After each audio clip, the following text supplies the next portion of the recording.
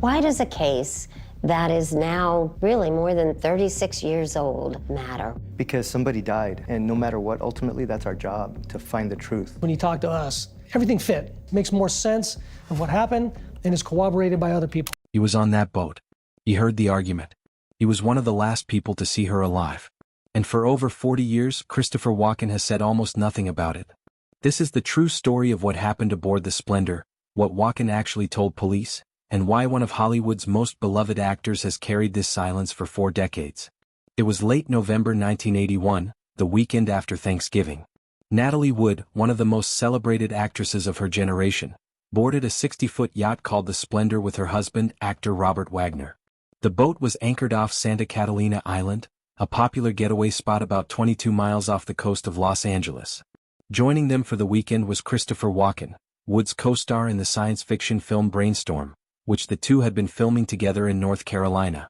Rounding out the group was the boat's captain, Dennis Davern, who worked for Wagner and Wood and knew the Splendour better than anyone aboard.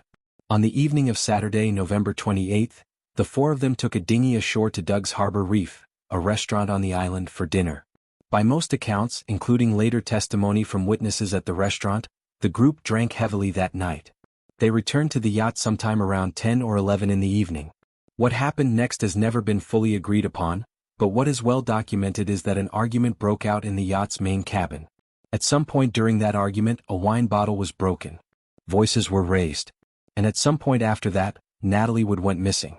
Her body was found the next morning, floating in the water roughly a mile from where the Splendour was anchored. She was wearing a nightgown, a wool socks, and a red down jacket. The yacht's small rubber dinghy, which had been tied to the boat, was found drifting nearby, undamaged and with its oars still in place. The official 1981 investigation concluded that Wood had likely tried to leave the yacht on her own in the middle of the night, possibly to secure the dinghy, which was banging noisily against the hull in the choppy water. Investigators theorized she slipped on the swim step, fell into the ocean, and was unable to climb back into the dinghy or the boat. Her death was ruled an accidental drowning, and for nearly 3 decades that was where the story ended. Christopher Walken's role in the official record from the very beginning was that of a cooperative witness, not a suspect. He gave a statement to detectives in the days after Wood's death, and that statement has remained remarkably consistent for over 40 years. According to what he told investigators at the time and what he has said in the rare interviews since, the argument that night was tense but not physical, centered on disagreements about work and the direction of Wood's career. He has said he went to bed in his own cabin before Wood retired to hers, and that he did not see her leave the yacht, did not hear a splash, and did not realize anything was wrong until the commotion began after Wagner discovered his wife was missing. Law enforcement has never disputed this account, and Walken has never been named a suspect or a person of interest at any point in the investigation's history. That distinction matters because the case did not stay closed. In November 2011, just before the 30th anniversary of Wood's death, the Los Angeles County Sheriff's Department announced it was reopening the investigation. The reason wasn't new forensic evidence pulled from the ocean.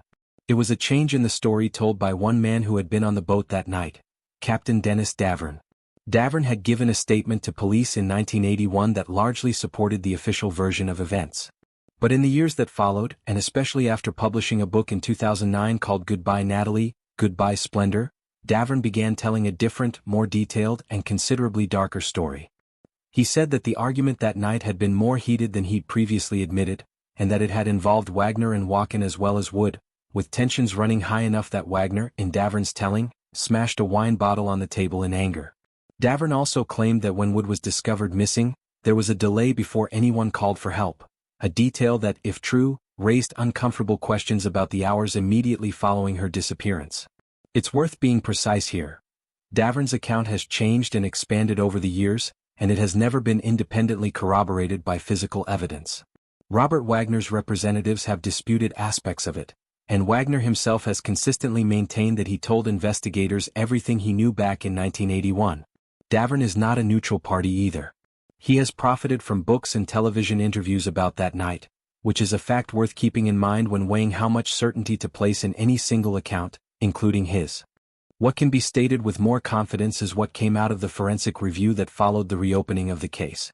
In 2012, the Los Angeles County Coroner's Office issued an amended autopsy report. The official cause of death was changed from simple accidental drowning to drowning and other undetermined factors. That amendment was based on a review that found bruising on Wood's body, on her arms, on one leg and on her wrist, that the coroner's office said could have occurred before she entered the water, rather than being explained entirely by the fall or by time spent in the ocean. The report did not say she was assaulted. It said the bruising pattern could not be conclusively explained by an accidental fall alone, and that homicide could not be ruled out. That is a meaningfully different statement from a confirmed finding of foul play, and it's important not to overstate what the coroner's office actually concluded. Investigators at the time also raised a separate question that had bothered some of them for years. Natalie Wood had a well-documented lifelong fear of dark water. Friends, family, and colleagues described it publicly on multiple occasions. Some investigators found it hard to reconcile that fear with the original theory that she calmly climbed down to untie a noisy dinghy alone, in the dark, in choppy water, while wearing a heavy coat. That's a piece of circumstantial reasoning, not physical proof, but it's one of the reasons the case has never fully closed in the eyes of detectives. In February 2018, the Los Angeles County Sheriff's Department took the most significant public step in the modern investigation. They named Robert Wagner a person of interest in his wife's death. Detectives said publicly that inconsistencies had emerged in his statements over the decades, particularly around the timeline of that night, and they said he had declined multiple invitations to sit down for a new interview. Wagner has not been charged with any crime. Being named a person of interest is not an accusation of guilt. It means investigators believe someone may have information relevant to the case, and it is a status Wagner has held without escalation for years. Where does Walken fit into all of this today? Largely, he doesn't, at least not in terms of legal scrutiny. Detectives working the reopened case have repeatedly and publicly stated that Walken has never been considered a suspect. His account from that night has held up as consistent across 4 decades of retelling, which is notable given how many other details in this case have shifted. He has given very few interviews about it. In the ones he has given, he has generally repeated the same basic outline. There was an argument, it was about work, he went to bed, and he learned what happened the next morning like everyone else. He has never, in any verified interview, offered a dramatic new confession, a hidden detail, or a reversal of his original account. Any claims suggesting otherwise, including headlines implying he has recently confirmed some previously unknown version of events, is not supported by the public record. That restraint has, in some ways, defined the rest of Walken's public life. In the immediate aftermath of Wood's death, he made a deliberate choice not to give the kind of tell-all interviews that might have been expected of someone at the center of a national tabloid story. Instead, he went back to work. The film that had brought Wood and Walken together, Brainstorm, was still unfinished when she died. MGM initially considered scrapping the production entirely and filing an insurance claim, but director Douglas Trumbull fought to complete it, rewriting parts of the script, using a body double for Wood's remaining scenes, and leaning heavily on Walken to carry the film's final act. It was released in 1983, dedicated to Wood's memory, and stands today as the last film she ever made. From there, Walken built one of the more unusual and durable careers in American film. He won an Academy Award for The Deer Hunter in 1978, a role that predates the Splendour tragedy but established him as a serious dramatic actor. In the years after Wood's death, he took on a run of roles that showed enormous range: the unsettling psychic in Stephen King's The Dead Zone, the villain Max Zorin in the James Bond film A View to a Kill, and later, one of the most quoted monologues in modern cinema as Captain Coons in Quentin Tarantino's Pulp Fiction. He earned a second Academy Award nomination decades later for Catch Me If You Can, playing Frank Abagnale Sr. opposite Leonardo DiCaprio. Along the way, he became something of a pop culture fixture for reasons that had nothing to do with tragedy. His distinctive speech pattern, his comic timing on Saturday Night Live, and the music video for Fatboy Slim's Weapon of Choice, in which he tap dances and flies through a hotel lobby, a performance that introduced him to an entirely new generation of fans who likely had no idea about his connection to one of Hollywood's oldest unsolved mysteries. Off-screen, Walken's life has been notably steady. He married Georgianne Walken, a casting director, in 1969, having met her years earlier while both were performing in a touring production of West Side Story. They remain married, have no children, and have kept a home in Connecticut, largely away from the Hollywood social scene that surrounded Wood and Wagner. Walken has rarely discussed his personal life in interviews at all, let alone the events of November 1981, and colleagues who have worked with him over the years often describe him as intensely private, courteous, and uninterested in discussing his own past. As for the case itself, it remains open. There is no statute of limitations on homicide in California, which means that if new evidence or new testimony ever surfaces, the Los Angeles County Sheriff's Department can act on it at any time. But as of the most recent public statements from investigators, the case has not moved forward. There is no physical evidence directly linking anyone to a crime. Much of what exists is decades old, some of it degraded, some of it dependent on the memories of people who were drinking heavily on a rainy night more than 40 years ago. Robert Wagner has never been charged. Dennis Davern's evolving account remains uncorroborated by hard evidence. And Christopher Walken's original statement, the same one he gave in the first confused days after his friend and co-star disappeared, has never changed and has never been contradicted by investigators. What we're left with then isn't a confession or a reveal. It's a consistency. Walken said what he saw, gave it to police once, and largely refused to revisit it publicly for the rest of his life, even as the case around him reopened, as headlines speculated, and as other participants changed their stories or profited from retelling theirs.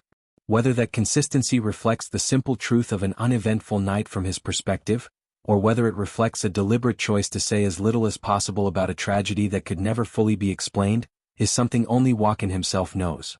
What's clear is that the mystery of what happened to Natalie Wood was never really about Christopher Walken. It was and remains about the 4 hours between an argument on a yacht and a body found floating off the coast of Catalina Island, 4 hours that, more than 40 years later, no one has ever been able to fully account for. Natalie Wood's career deserves to be remembered on its own terms too.